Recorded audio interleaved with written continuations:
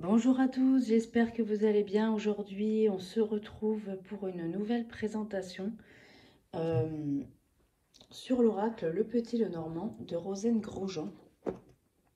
Donc c'est un oracle qui est édité chez Lotus et l'Éléphant, qui reprend Le Petit Le Normand, mais de façon un petit peu plus dans un univers bien spécifique, vous allez voir. Donc message et guidance de la nature, effectivement c'est basé sur les animaux et sur la nature. Alors, on nous dit, oracle le petit, le normand, célébrez une victoire avec le soleil, ressentez l'espoir du trèfle, suivez le papillon de nuit vers de nouveaux horizons. Mêlant tradition et modernité, le petit, le normand vous offrira des guidances au quotidien et des réponses à vos questions grâce à ses messages divinatoires. Redécouvrez l'oracle le plus célèbre des temps modernes à travers les messages et les guidances de la nature. Donc, ce coffret contient 36 cartes. Le nombre de cartes classiques d'un petit le normand et un livret d'accompagnement en couleur. Voilà.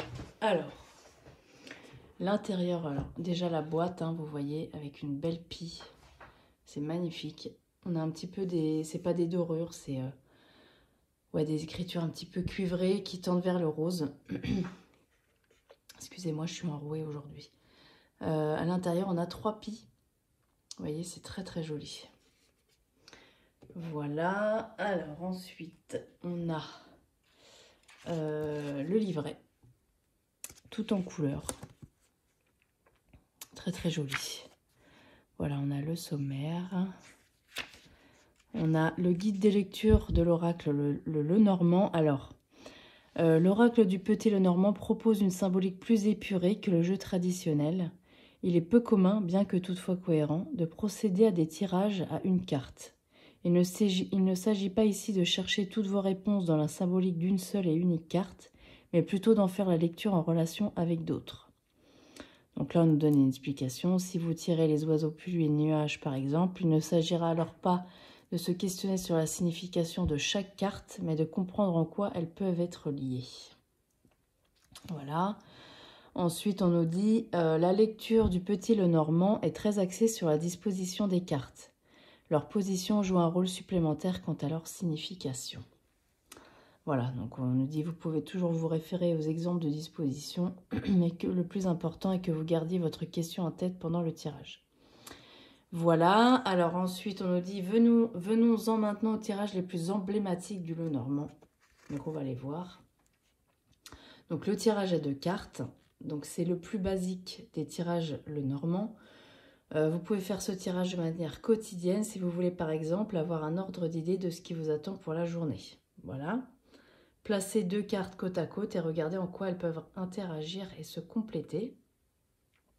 Ensuite, on a le tirage à 3 cartes. Donc c'est la disposition la plus pertinente lorsque l'on veut obtenir une réponse à une question spécifique. Alignez 3 cartes et observez en quoi les 2 premières sont liées. Quels problèmes elles peuvent éventuellement représenter. Pour avoir une idée de ce qui pourrait être fait face à cette situation ou comment elle pourrait évoluer, vous pouvez cette fois-ci examiner les 2e et 3e cartes. Donc on lit avec ces 2 cartes au départ et après avec ces 2 cartes-là après. Voilà. Ensuite, on a le tirage à 5 cartes. Ce tirage apporte une lecture plus approfondie et il peut être l'occasion de s'essayer à de nouvelles méthodes. Si la lecture par paire reste pertinente, vous pouvez également faire appel à une lecture plus géométrique. Donc là, on aligne 5 cartes. La carte centrale représente alors le cœur de notre analyse, le thème de la lecture. Ensuite, on regarde de quelle manière les 2 paires de cartes restantes sont connectées entre elles et en quoi elles peuvent être liées à la carte centrale. Voilà. Et ensuite, on a le tirage à 9 cartes. Donc là, on part sur les tableaux. Les tableaux sont plus adaptés aux questionnements multiples ou encore à un besoin d'introspection plus profond. De ce fait, leur lecture est plus difficile à maîtriser. Pour un tirage à 9 cartes, il est question d'une disposition en 3 par 3. Donc là, on commence à partir sur quand même un nombre de cartes assez conséquent. Donc effectivement, là, c'est pour un tirage un peu plus profond.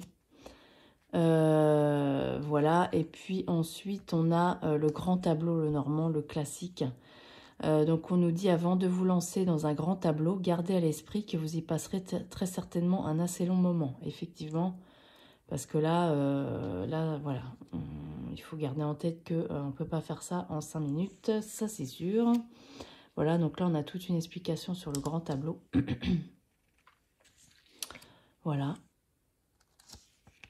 Et puis après, on a une explication sur les variations qu'on a dans ce jeu comparé avec le jeu traditionnel.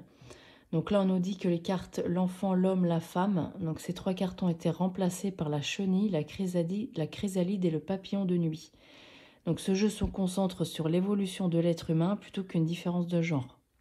Ainsi, la chenille devient l'enfant, la chrysalide devient l'adolescence et le papillon de nuit représente l'étape adulte. Donc voilà, c'est ça, c'est la première variation. Ensuite, on a la cigogne qui est remplacée par le chat. La cigogne représente le mouvement, la migration, ce qui la rapproche beaucoup de la carte du vaisseau ou de celle de l'albatros, en fonction de votre ressenti au sujet de cette carte. Le chat a été choisi en opposition de la carte du chien, qui est traditionnellement dans le jeu. Là où le chien invite à être à l'écoute et prendre soin d'autrui, le chat rappelle l'importance de savoir prendre soin de soi avant tout. Donc là, cette carte-là est en opposition avec la carte du chien. Ensuite, on a la carte de la croix qui est remplacée par la carte de l'albatros. Donc là, c'est pour éviter la représentation d'un élément religieux dans le jeu. La croix était remplacée par l'albatros. Ce choix est basé sur le poème anglais The Rime of the Ancient Mariner, excusez-moi pour l'accent, dans lequel des marins sont guidés par un albatros vers la terre jusqu'au moment où l'un d'eux décide d'abattre l'oiseau, condamnant l'équipage à rester perdu en mer. Donc ce texte représente l'albatros comme un symbole d'une idéologie et d'une responsabilité qui résonne avec la carte traditionnelle de la croix. Voilà. Alors on nous dit aussi cet oiseau, j'espère que vous voyez bien, cet oiseau étant également connu pour ses migrations, c'est aussi une carte qui peut être lue comme celle de la cigogne, qui n'est pas présente dans ce jeu, selon le contexte et le ressenti lors du tirage. Donc voilà. Je trouve qu'il faut quand même être un petit peu, calé sur le lot normand. C'est pas mon cas. Moi, je l'ai pris, je l'utilise comme un oracle classique. Mais voilà, c'est vrai que c'est intéressant de savoir tout ça parce que il est quand même basé sur un lot normand. Hein. C'est pas un oracle classique non plus. Donc bon, voilà. C'est bon à savoir. Ensuite, on passe à l'explication de chaque carte. Donc là, par exemple, on a le cavalier, on a une petite citation et ensuite un petit texte. Il n'y a pas grand-chose comme explication dans chaque carte. Mais bon, voilà, après, si vous êtes adepte du lot normand, il suffit d'avoir un bon livre là-dessus. Et voilà, vous allez pouvoir l'utiliser de la même manière que n'importe quel lot normand. Voilà, moi je l'utilise, comme je vous disais, comme un oracle classique. Et donc, voilà, je prends le message de la carte à chaque fois. Mais je fais pas de vrai tirage à plusieurs cartes en vérité. À 2 cartes, oui. Mais généralement pas plus. Donc bon. Voilà, après chacun l'utilise comme il veut. Hein. Vous voyez, à chaque fois c'est la même chose pour chaque carte.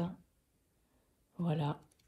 Et puis à la fin, on a une partie note personnelle. Et voilà. Ça, c'était pour le livret.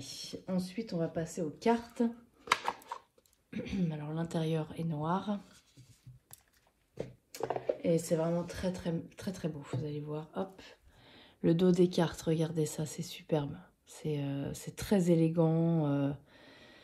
J'aime beaucoup. Et voilà, cette pie en plein vol. On a des petites dorures, vous voyez, qui sont pas pareilles, qui sont pas très brillantes, mais qui sont cuivrées, un peu rosées. Les tranches, pareil, cuivrées qui tendent vers le rose. Et ensuite, on a les illustrations. Alors, regardez ça, c'est vraiment très très beau. Le trèfle, la lettre avec ce bel oiseau. Alors, c'est des cartes sur fond noir, donc c'est quand même assez sombre de base. Mais par contre, les éléments qui sont dessus ressortent vraiment beaucoup, je trouve, et sont finalement lumineuses. Les éléments, en tout cas, le sont. Le serpent, on a l'impression que vous voyez un spot derrière, derrière l'élément, en fait. Voilà, l'albatros, très joli.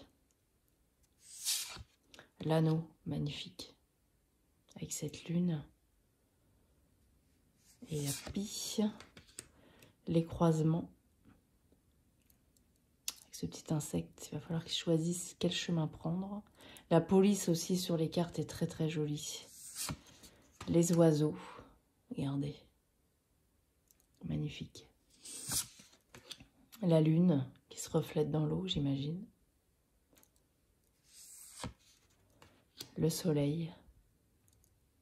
C'est un genre d'illustration qu'on voit très peu. Et voilà, je trouve qu'il sort du lot par rapport à ça, en fait. Le lys, magnifique, magnifique. Alors, c'est vrai que c'est pas un oracle de saison, entre guillemets, parce qu'il est quand même sombre et que, voilà, on est au printemps.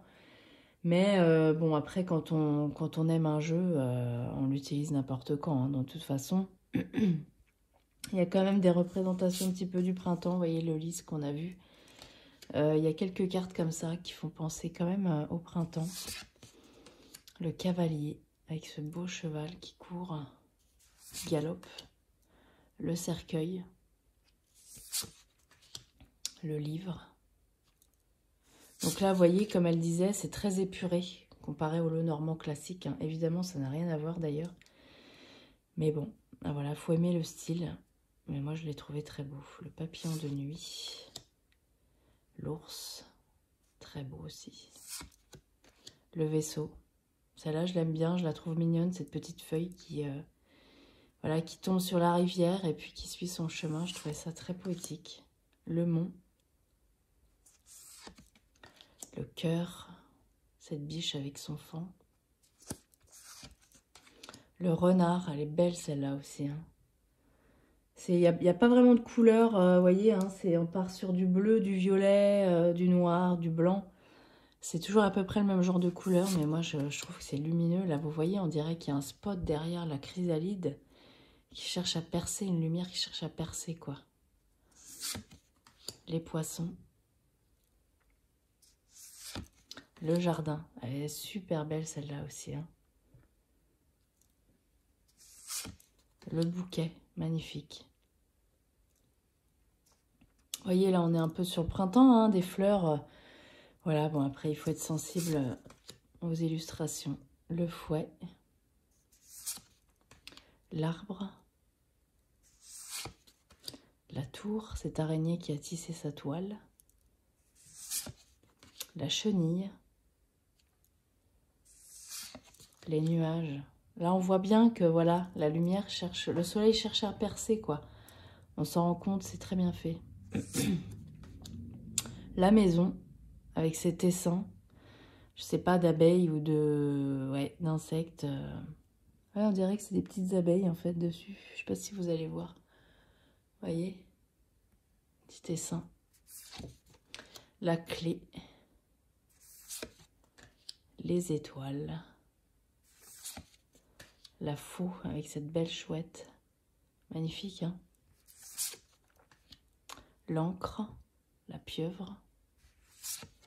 Et le chat. Regardez ça. C'est beau, hein? Voilà. Donc ça, c'était pour les cartes et je vais vous en tirer une. Voilà, pour vous ayez une idée des messages qu'on a complètement, enfin au complet dans le livret. Hop.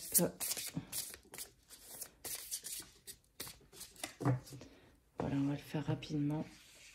Hop, on va prendre celle-ci. Le renard. Magnifique. Alors, le renard. Alors, il n'y a pas de numéro sur les cartes, hein, vous avez vu. Donc, il faut chercher un petit peu dans le sommaire. Alors, le renard, c'est la page 53. Voilà. Alors, le renard, on nous dit une ombre fugace, un repli stratégique, un point de vue pragmatique. Le renard est tout en discrétion et n'hésite pas à recourir à la ruse pour obtenir ce qu'il veut. Il serait tentant de le penser égoïste, mais souvenez-vous, tout être doit subvenir à ses besoins. Un tour de malice n'est pas cruel en soi. Prenez simplement garde à ce que la fin ne vienne pas justifier les moyens. Voilà. Donc ça, c'est pour nous dire que voilà, c'est le renard, c'est la ruse, hein, ça on le sait. Mais voilà, il faut...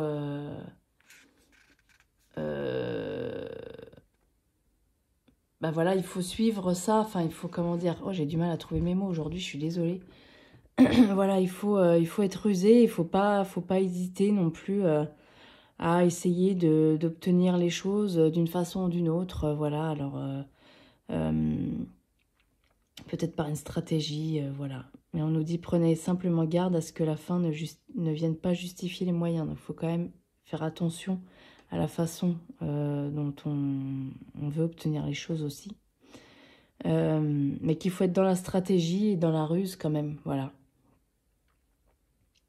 Voilà, donc bah écoutez, j'espère que cette vidéo vous aura plu.